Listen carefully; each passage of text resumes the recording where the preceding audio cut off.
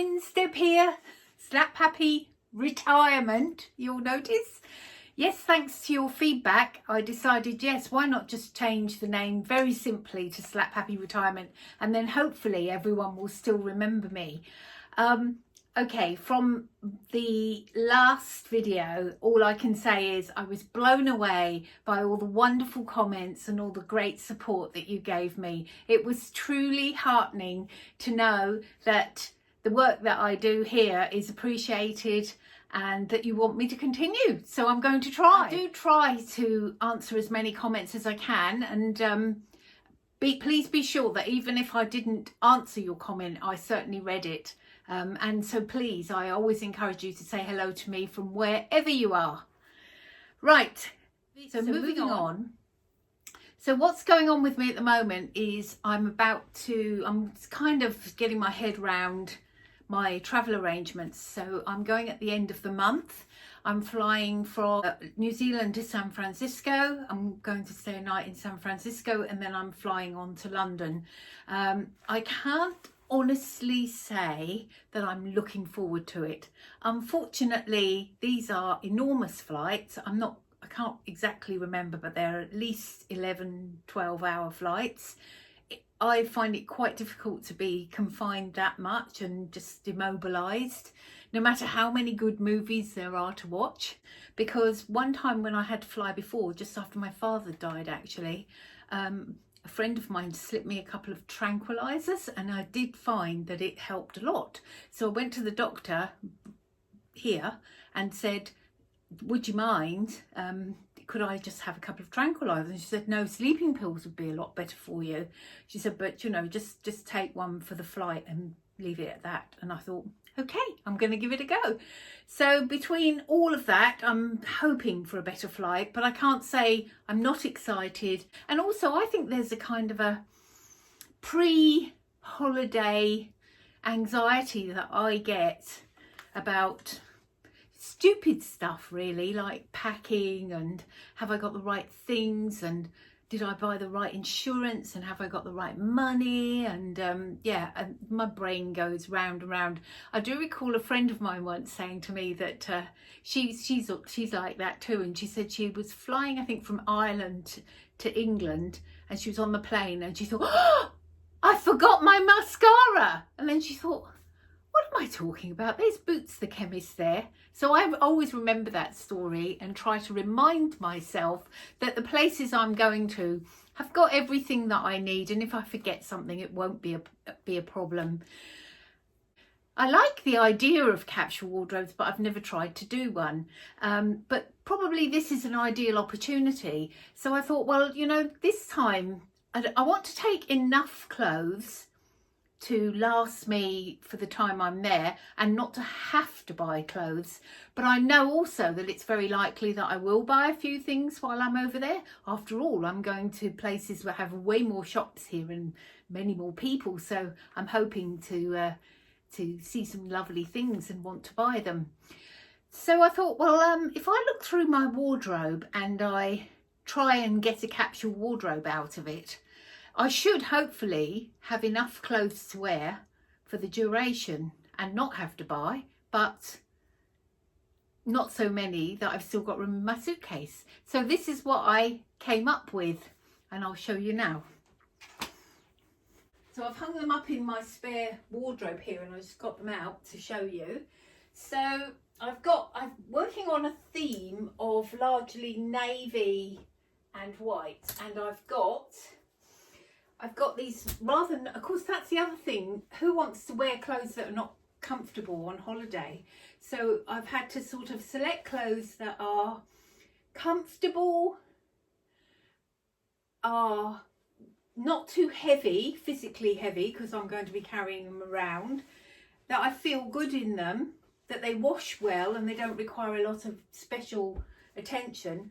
So I came up with these jeans. These are actually bought jeans, but they've got a little bit of stretch in them, and they're quite light even though they're jeans. So there's a good start. And I also have these trousers. Now, for the people who've been my sewing buddies, you would recognise these trousers. They're a blue suede pair that I made. If I can find them, I'll put them up in there. But the nice thing about them is they're quite comfortable to wear, but they also have a bit of a finish on them, like almost like a suede finish. Let me show you. If you can see the nice finish there. So I thought they would be smarter trousers.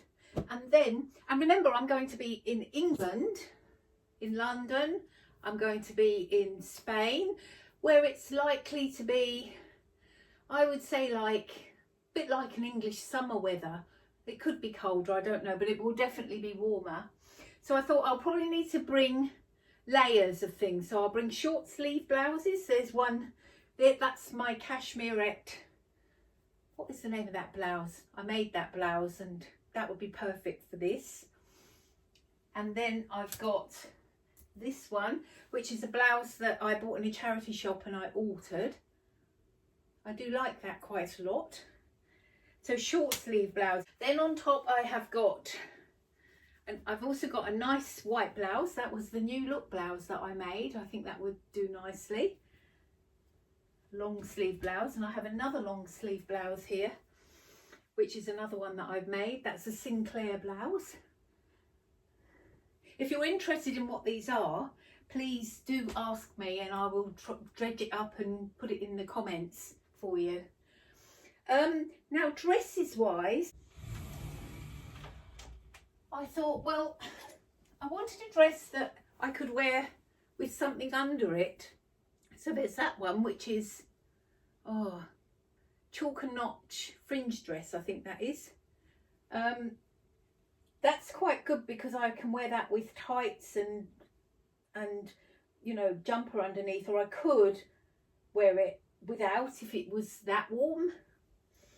So hopefully I'm making good choices here. I mean, I'm not great at this. I did think I might bring this one blue dress just because it's a very comfortable dress and it's a very summery dress. So if it does turn out to be very summery weather in Spain, I've got at least one thing I can wear that's not all, you know, not really, because the rest of my clothes are really sort of perhaps a bit more wintry. I also have I have this cardigan, which is a batwing cardigan. Quite useful, a batwing cardigan, because it will go over things that have got like a thicker sleeve, like this fringe dress, which has got like this, it's got a grown on sleeve. They can be quite hard to get a cardigan over. So that one, a navy cardigan that will hopefully go over all of my blouses. And then I think I might bring this one. This is a cardigan that I bought in Kmart just because I like the colour. I haven't really worn it, but I thought it might provide a pop of colour, and it also has very large sleeves so you could wear it over multiple layers. And because I don't wear it, I kind of thought, well, if I don't wear it there, I might just leave it there. My daughter said, of course, Mum, you could bring some clothes and sell them on Vinted, but I don't think I'm going to be staying still long enough to do anything like that. We don't really have a online marketplace for clothes here other than Trade Me, which is a bit hit and miss. I'm not really sure it's worth the effort.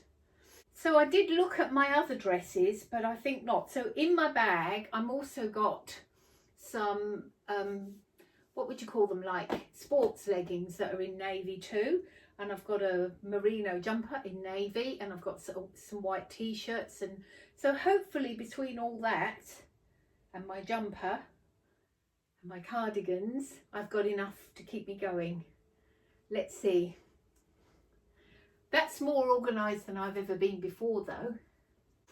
Oh, just in case you're interested, the shirt I'm wearing is one of my Arias. I'm wearing it quite a lot now. It's quite a nice loose and comfortable shirt for wearing in the house, and as I'm in the house an awful lot of time, I wear this kind of clothes a lot. So that's 2 long sleeve blouses, 2 short sleeve blouses, some blue trousers, some navy suede trousers, I mean, some jeans, this summery dress, this more potentially autumn wintry type of dress, and my batwing navy cardigan. And then in my bag, oh, and this one as well, which I'm not sure about that one. And then in my bag, so what have I got in here? I've got a thick navy jumper. I've got some sport legging types of things that are also in navy. I've got some navy shorts. I've got some really rubbish old shorts. Oh, I've got a bag here. I'm going to show you this. This is a bag that I made out of some patchwork pieces in a charity shop. I sewed them together, lined them, and made a really big bag for it. So yeah, huge bag, and that's a present for my daughter. I find these bags, these really big bags, quite useful if you want to sort of go to the beach and take lots of towels or pack blankets or something like that. I also have here some tights. They're snag tights. I really recommend snag tights, lovely warm tights. And I've got, so 2 pairs of navy and 1 of teal. I've got a merino jumper. I've got some, that's a t-shirt.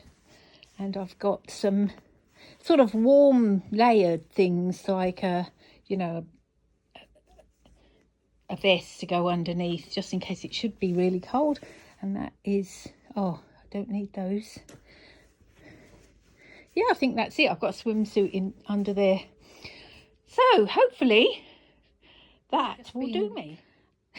It's funny, just even looking through it again made me think, oh, I don't need this, I don't need this. But I think maybe I should bring some more warm things. So I'm bringing that one, which is a shop bought jumper, and it will go with it would go under this dress, although I have a navy one as well.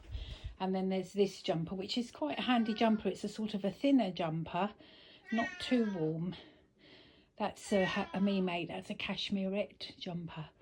Yeah. Oh yeah, just found a note to myself, so I've got to add jewellery, bras, knickers, shoes and boots. I've put them out, and sandals, socks, coats and gloves, hat and a scarf. Yeah. Yep. So here are the shoes I'm going to take, and they are a bit of a motley collection. So these boots, I really like these boots, and they just look nice with the dress or with trousers. And then these are really cheap old trainers. I've cleaned them up a bit so they don't look too bad, but they are very comfortable to wear. And then I've got these shoes. They're not too bad. They're very shabby canvas shoes. And then I've got these truly shabby sandals. And the reason I've got these shabby shoes is, one thing I've found is if you're overweight in your luggage coming back, you can just throw them away. And I really do hope to buy some better shoes. For example, I do love those boots, but I would love to have them in real leather and not whatever they're made of, plastic of some sort. And then the last pair of shoes, which they look filthy, but I will clean them up before I go. I love these shoes. These are Sierra ones, and they are really, really comfortable. So for, any serious sort of walking, these are the shoes to wear. Yeah, but they're all comfortable shoes. As I say, some of them are a bit tatty, but I'm hoping to buy more shoes and throw them away if I need to.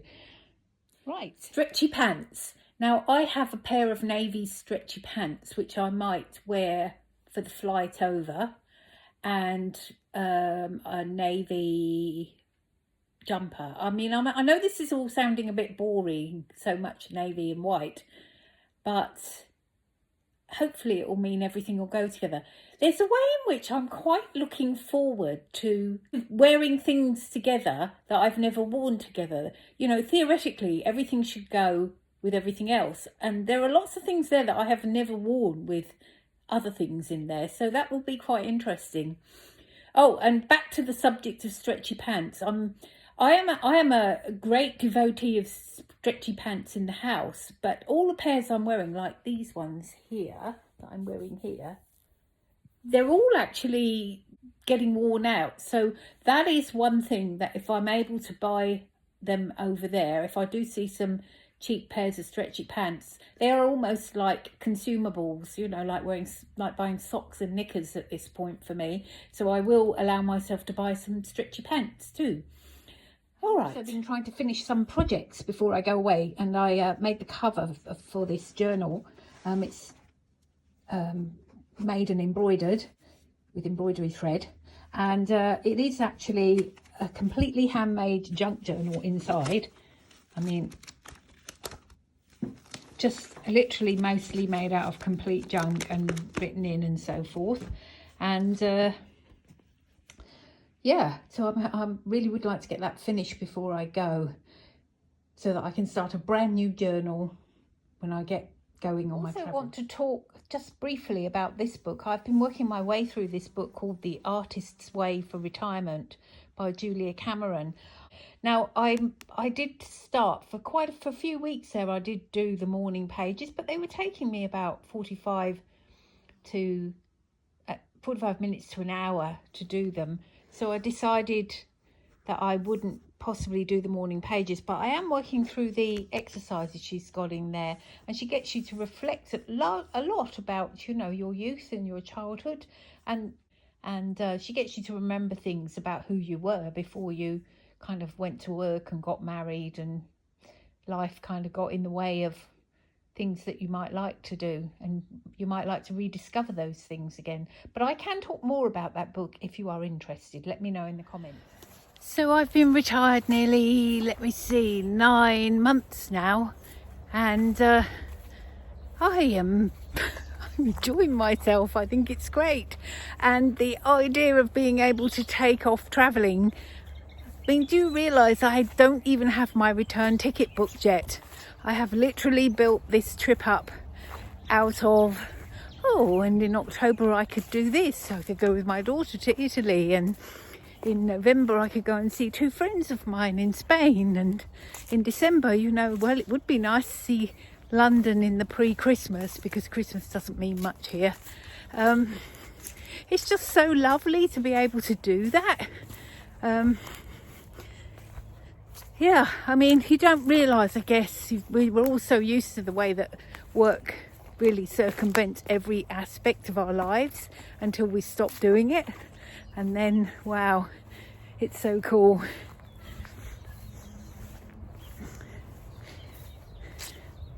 I mean, I do feel a little worried in some ways. I mean, there's that eternal thing about whether the money that you've got is going to be enough to last for the whole of your retirement, given that you don't know how long you're going to live. You could live, if you're really unlucky, 5 years, 10 years, 20 years. And we are fairly frugal people, but, you know, on the other hand, we do want to do some things with our time, not just sort of sit at home and garden and all lovely, although those things are too. So there's that worry. And I did notice that I think I'm getting stiffer in my body, and that might be because I don't do as much exercise as I used to, because, you know, before I had a much bigger house with 2-storey house, so I had to go upstairs and downstairs, especially when I kept forgetting things. Now I live in a 1-storey small house, so that's a change. And also I used to cycle to work and back. Well, I don't need to cycle to work because I don't go to work anymore, although I do try and go out for cycles. I do try to go for a walk most days. Don't always manage it, but I'm doing fairly well. But I think my general level of activity probably isn't as high as it used to be, so I'm scratching my head as to what to do about that. I did have a mad idea. I live quite near the sea, that when I come back after being in Europe, I might see if I can take up sea swimming. You know, all that cold water's supposed to be good for you, and as far as I can see, the water's always cold here. Socially living in the co-housing community, and I will talk much more about that. Let me turn around. Yeah, socially living in the housing community really does help enormously, not just for me but for my husband as well. As you saw, there's always something to get involved in, something to do. Oh, the people, I mean, they're much closer to the kind of people that I like to hang out with.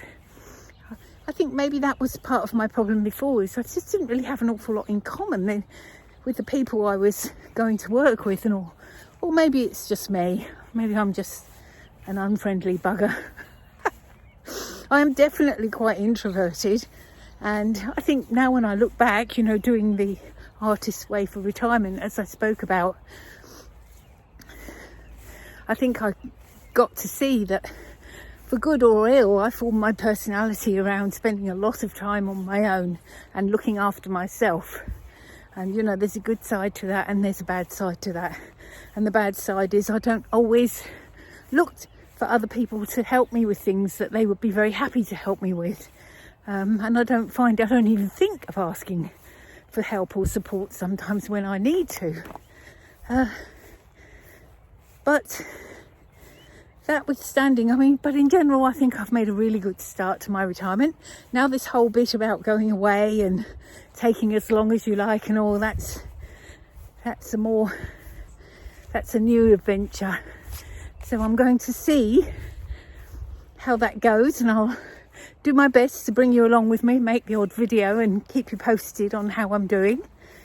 But until I get there, well, I might be able to make a little video on the way over. But yeah, you'll be hearing from me pretty soon. Hey guys, I love you all. Really hope you're all enjoying your own time. I know many of you are also retired, and actually a friend of mine in the community who's much younger than me, I think she's got an Instagram channel, and she said, I can't believe how nice the people are that follow you. You have got the most lovely corner of the internet. And you know what? She's right. I think we really are the loveliest people. There you are. Anyway, I'll say goodbye for now, and I'll talk to you very, very soon.